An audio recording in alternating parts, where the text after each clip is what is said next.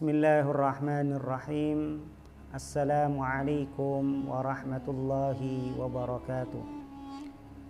Alhamdulillahilladzi an'ama alaina bi ni'matil imani wal islam. Asyhadu an la ilaha illallah wahdahu la syarikalah, al-malikul haqqul mubin. Wa asyhadu anna Muhammadan abduhu wa rasuluh, sayyidul awwalin wal akhirin. Allahumma salli wa sallim wa barik ala sayyidina wa habibina wa syafi'ina Rasulillah Muhammad ibni Abdillah sallallahu alaihi wasallam, amma ba'du. Rabbi israhli sadri wa yassirli amri wahlul 'uqdatam min lisani yafqahu qawli. Para pemirsa Syiar TV yang dimuliakan dan dirahmati oleh Allah Subhanahu wa taala.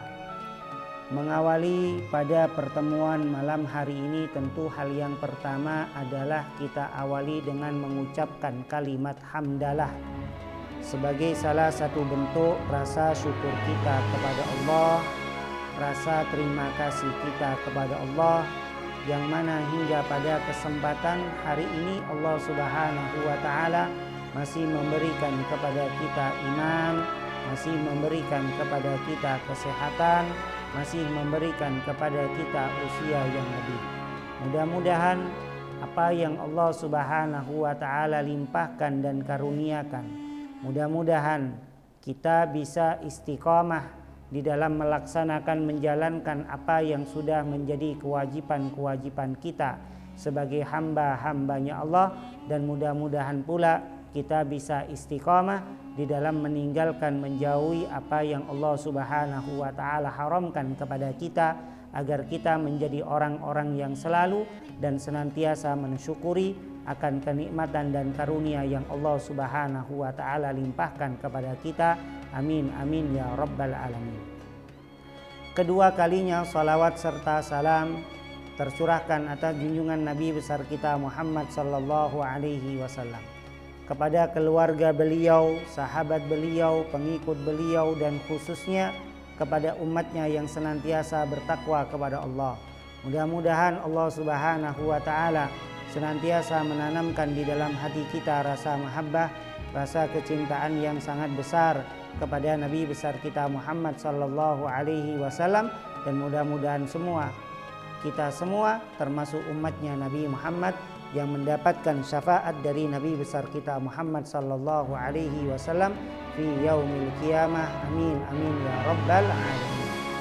Para pemirsa Syiar TV yang dimuliakan dan dirahmati oleh Allah Subhanahu wa taala. Pada episode kali ini kajian kitab Ahkamun Nisa, bab yang kita bahas bersama-sama yaitu mengenai tentang dzikru syara'itis shalah wa arkaniha wa wajibatiha wa masnunatiha.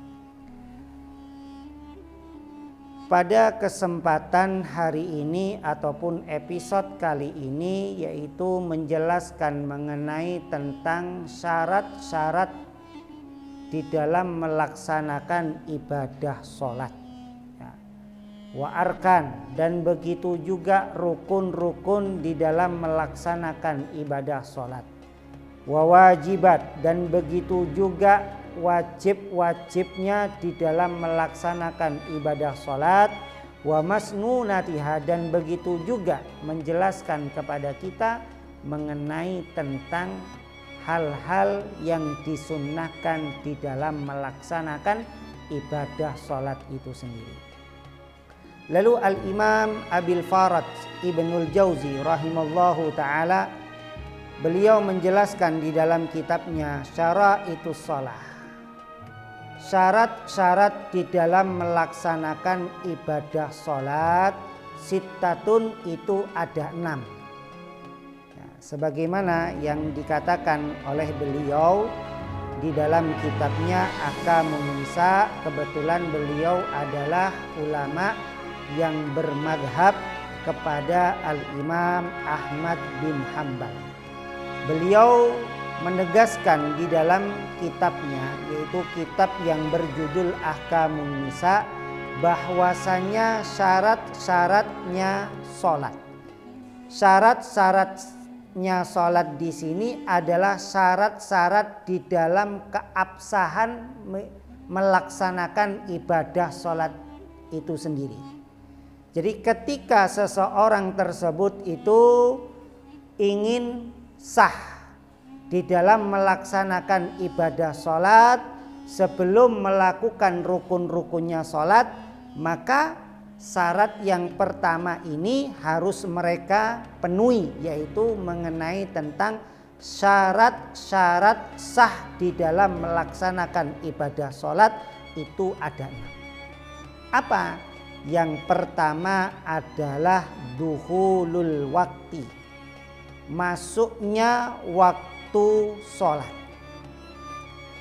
Ketika seseorang tersebut melaksanakan ibadah sholat, terutama sholat 5 waktu, maka seyogyanya ataupun seharusnya bagi umat Islam, baik laki-laki maupun perempuan, baik melaksanakan sholat berjamaah atau melaksanakan sholat sendiri, maka diwajibkan, disyaratkan untuk mengetahui akan waktu-waktunya sholat, terutama kapan masuk waktu sholat itu tiba.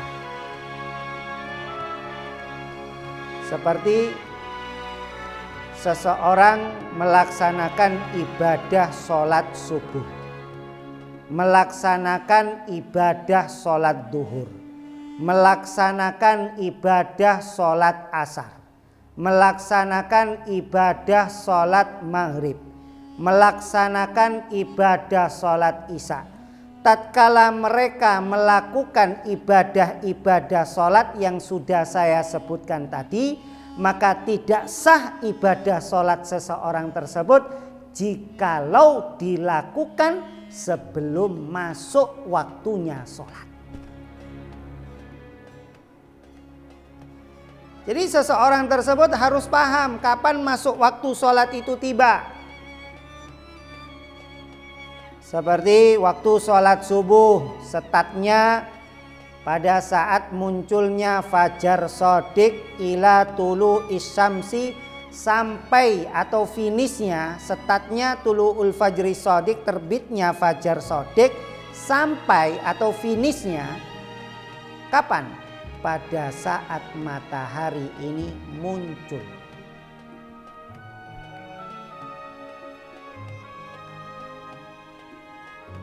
Ketika seseorang tersebut itu melaksanakan ibadah sholat subuh, sedangkan matahari itu sudah terbit, maka sholat tersebut itu sudah berubah menjadi qadhaan, bukan menjadi adaan.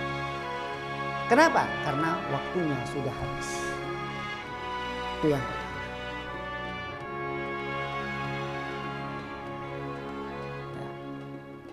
Kemudian yang kedua, masuknya waktu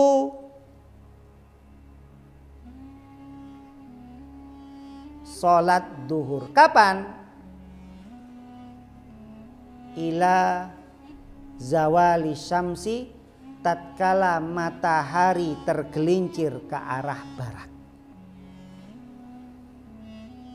Ketika matahari tergelincir ke arah barat, itu menunjukkan waktu masuk sholat duhur, dan ukuran bayang-bayang tersebut itu sama seperti bentuk aslinya. Finishnya sampai kapan? Tatkala bentuk bayang-bayang tersebut itu lebih panjang daripada bentuk aslinya, maka itu sudah finish waktu melaksanakan ibadah sholat duhur dan berganti dengan waktu sholat asar. Sampai kapan waktu sholat asar? Waktu sholat asar itu pada saat matahari menyinari sesuatu benda, kemudian bentuk bayang-bayang tersebut itu melebihi atau lebih memanjang daripada bentuk aslinya, daripada wujud aslinya. Seperti benda tersebut berukuran 20 cm. Kemudian bayang-bayang tersebut lebih panjang 5 cm. Itu menunjukkan waktu sholat asar. Sampai kapan masa habisnya? Sampai ila ghurubi syamsi, sampai tenggelamnya matahari. Ketika matahari sudah tenggelam, maka masuklah waktu sholat maghrib. Sampai kapan waktu sholat maghrib itu hilang? Pada saat mega yang berwarna agak merah kekuning-kuningan itu sirna. Langit berubah menjadi hitam pekat. Ketika langit itu berubah menjadi hitam pekat, tidak dalam keadaan mendung, biasanya muncul cahaya bintang dan bulan. Dan di situ memasuki waktu sholat isya. Kapan waktu sholat isya itu habis? Tatkala fajar shodiq.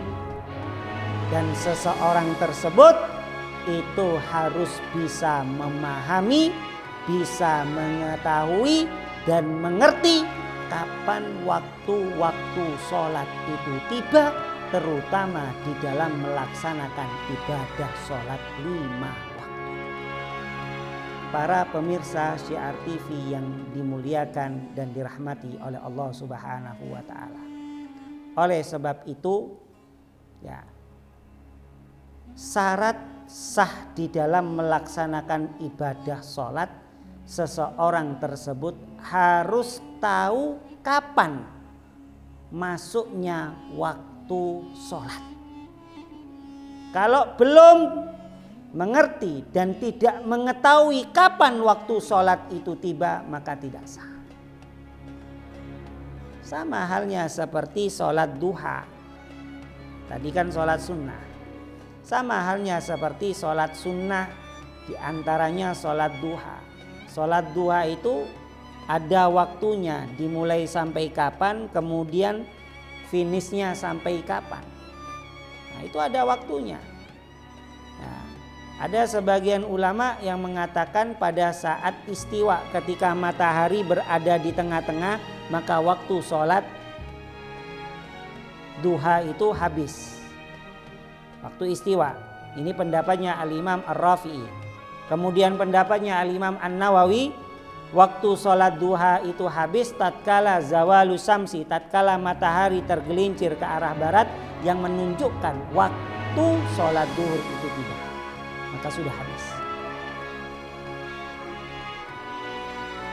Kemudian dimulainya mulai kapan? Dimulainya ketika matahari sudah berada di atas ujung tombak. Para pemirsa Syiar TV yang dimuliakan dan dirahmati oleh Allah Subhanahu wa Ta'ala, itu adalah syarat sahnya sholat yang pertama. Kemudian yang kedua, sebagaimana dikatakan oleh Al-Imam Abil Farad Ibnul Jauzi rahimallahu ta'ala, wat-taharatu, bersuci, alias dalam keadaan suci dari hadas kecil dan hadas besar. Ketika orang melaksanakan ibadah sholat, meskipun tahu rukun-rukunnya sholat, tahu caranya baca Fatihah, tahu caranya niat, tahu caranya ruku, tahu caranya iktidal, tahu caranya sujud, tahu caranya rukun-rukun ibadah sholat itu sendiri, bahkan mengetahui akan waktu sholat itu sendiri, tetapi seseorang tersebut itu tidak dalam keadaan suci, maka ibadah sholatnya itu tidak sah. Jadi tidak sah ibadah sholatnya. Kalau seandainya ada seseorang yang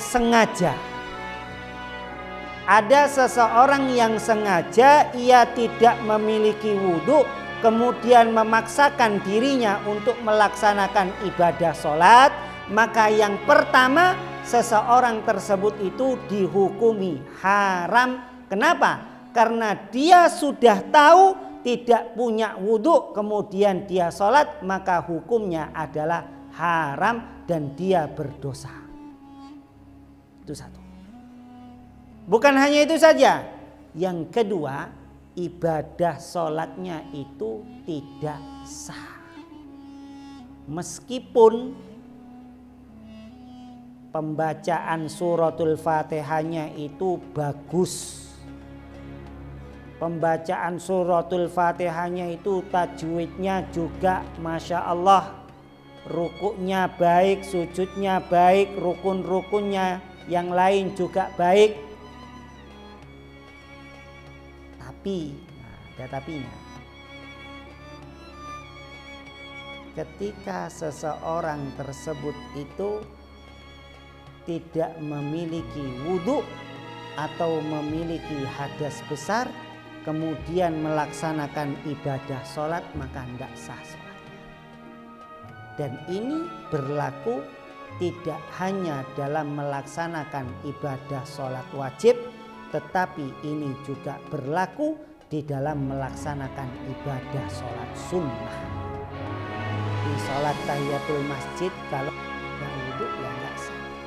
Sholat tarawih nggak punya wudhu ya nggak sah. Sholat tahajud gak punya wudhu juga tidak sah.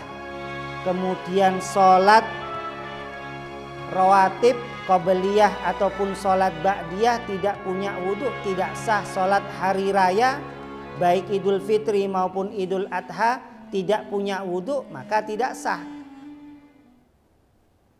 Begitu juga melaksanakan ibadah sholat tarawih, kalau tidak punya wudhu ya tidak sah. Karena at-thaharah, bersuci di sini itu tidak hanya disyaratkan bagi orang yang melaksanakan ibadah sholat wajib, tetapi disyaratkan pula bagi orang yang melaksanakan ibadah sholat sunnah.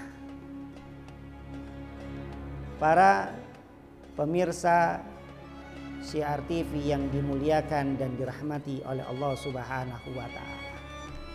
Kemudian yang ketiga adalah wal maudi, yaitu tempat. Di dalam melaksanakan ibadah sholat itu ya dimanapun kita boleh melaksanakan ibadah sholat asal tempat tersebut adalah dalam keadaan suci. Dalam keadaan suci. Kalau tidak dalam keadaan suci, maka tidak sah melaksanakan ibadah sholat. Lantas bagaimana orang yang melaksanakan ibadah sholat di jalan raya? Apakah boleh? Boleh kalau memang seseorang tersebut itu dalam keadaan darurat.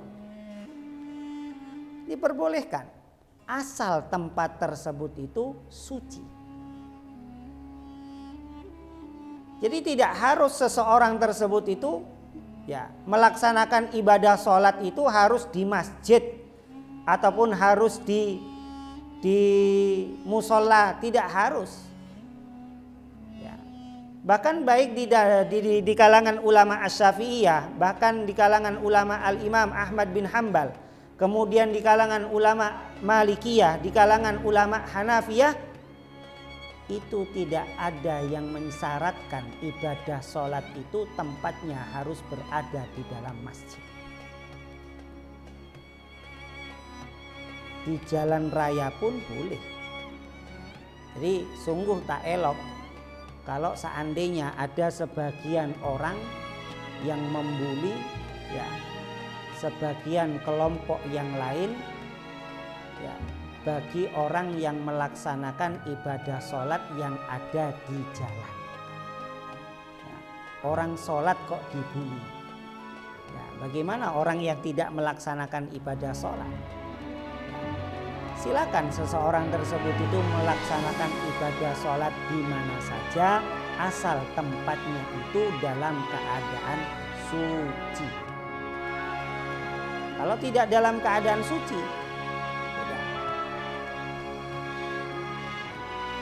Para pemirsa Syiar TV yang dimuliakan dan dirahmati oleh Allah Subhanahu wa taala. Kemudian syarat yang keempat, syarat yang kelima adalah wastiqbalul qiblah, menghadap ke arah kiblat. Tatkala seseorang melaksanakan ibadah sholat, maka diwajibkan seseorang tersebut itu harus menghadap kiblat.